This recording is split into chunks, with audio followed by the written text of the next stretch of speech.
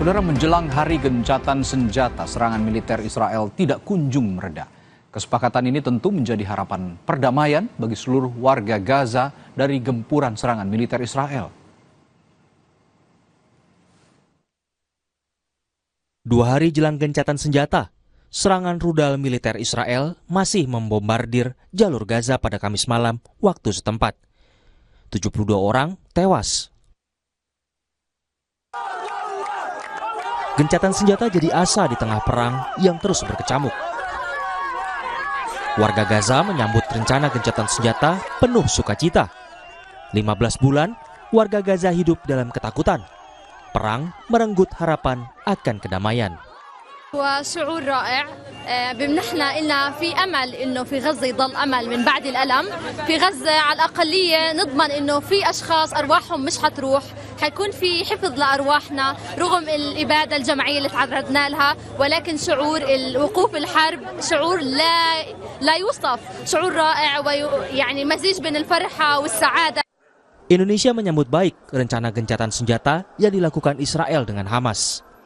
Gencatan senjata membawa harapan akan kemerdekaan Palestina yang juga didorong Indonesia. Seraya terus berharap semoga semua pihak benar-benar bisa bisa memenuhi kewajiban-kewajiban yang ada di masing-masing sehingga tercipta satu suasana yang benar-benar mendukung dan kondusif untuk berlanjutnya gencatan senjata ini.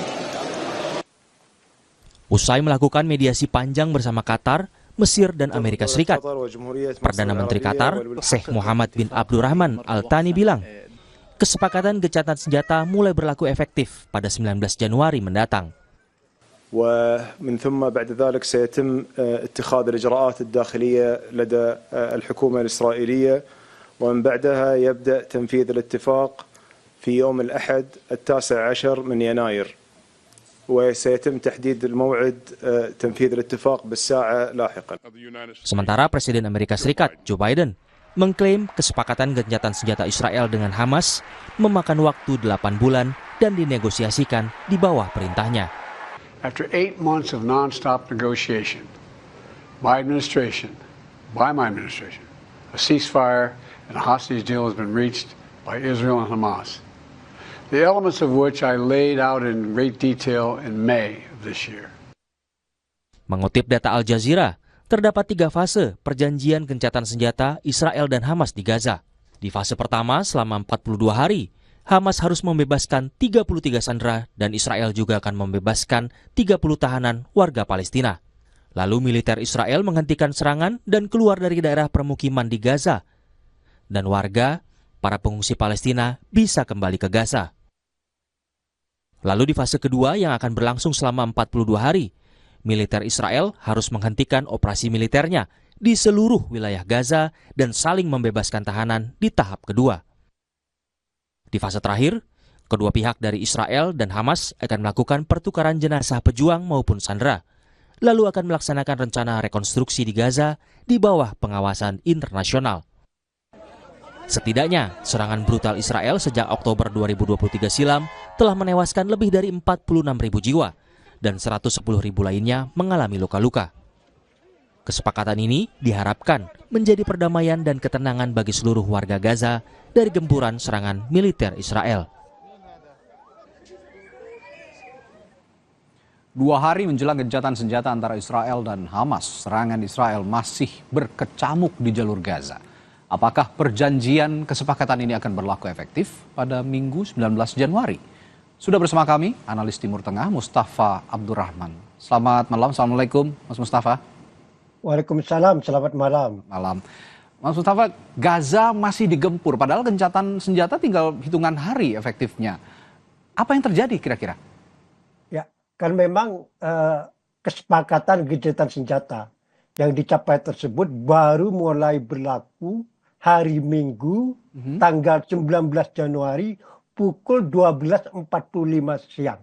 Jadi hari ini masih belum berlaku kesepakatan tersebut. Maka tidak aneh atau mungkin saja terjadi bentrok senjata atau gempuran Israel yang terus menerus. Berita hari ini kan sekitar 12 warga Ya, Palestina tewas akibat gempuran Israel di berbagai titik di jalur Gaza.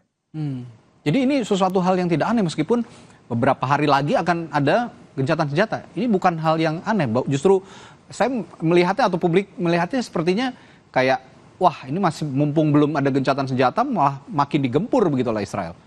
Ya tampaknya begitu. Berharap misalnya walaupun sudah kesepakatan senjata ini belum berlaku, tapi kan sudah disepakati, diharapkan sudah minimal eskalasi ini menurun lah gitu kan.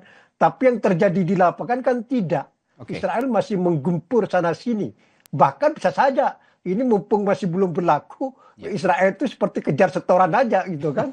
Iya, ya, publik menilainya jadi malah aji mumpung begitu ya. Ini mumpung belum ada gencatan senjata malah makin digencarkan begitu serangannya. Nah, total korban saat ini lebih dari 46.000, luar biasa ini. Jumlah yang sepertinya dibandingkan gejolak-gejolak di jalur Gaza sebelumnya ini salah satu yang terbesar. Adakah jaminan keselamatan warga sipil atau komitmen gencatan senjata ini bisa ditaati bersama kira-kira menurut Anda?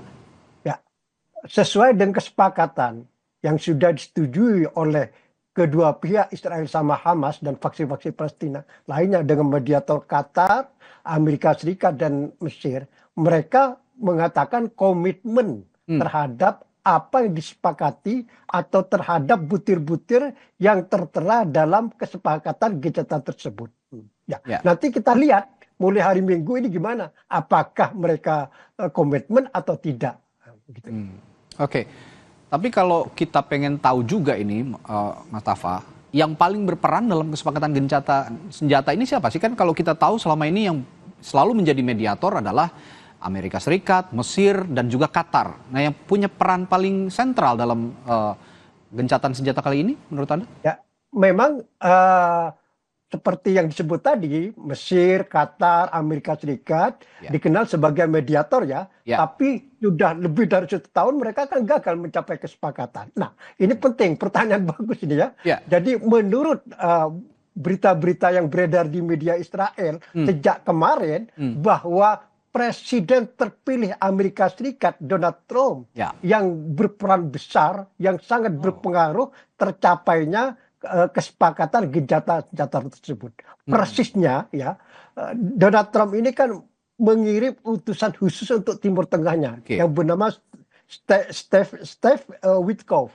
Dan Steve Witkoff ini yang merupakan utusan khusus Donald Trump mengadakan pertemuan dengan Netanyahu pada Sabtu malam. Menurut harian Ma'arif, harian Israel Ma'arif dan Haaris, pertemuan antara Netanyahu dan Witkoff ini berlangsung cukup lama dan sangat tegang. Oke, baik.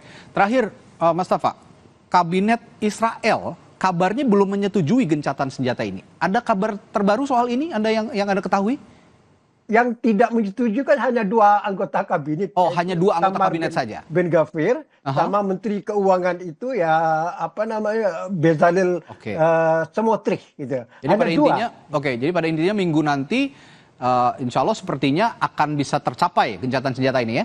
Betul. Jadi akan didukung oleh mayoritas anggota kabinet Israel. Bahkan seandainya rancangan kesepakatan itu akan dilempar ke Knesset atau parlemen Israel, optimis mayoritas anggota Knesset akan mendukungnya.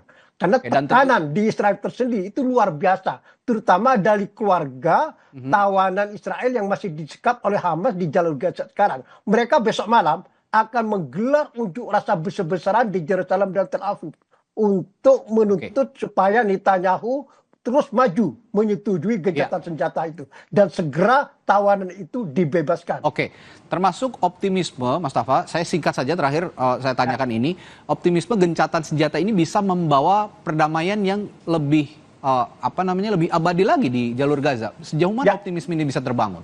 Ya betul, ini semua harapan pihak baik regional, internasional, bahkan termasuk masyarakat Israel sendiri.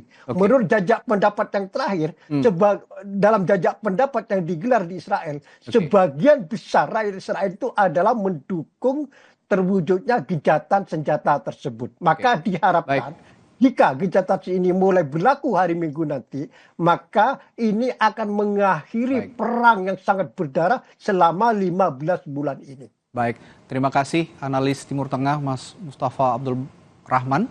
Semoga ini menjadi harapan bagi saudara-saudara kita yang berada di jalur Gaza merasakan damai yang hakiki. Terima kasih Mas Mustafa. Assalamualaikum. Selamat malam. Terima kasih. Saudara Kepala Badan Gizi Nasional Dadan Hindayana membenarkan ada kesalahan teknis yang menyebabkan sejumlah anak diduga keracunan usai menyantap makanan bergizi gratis di Sukoharjo. Selengkapnya usai jeda.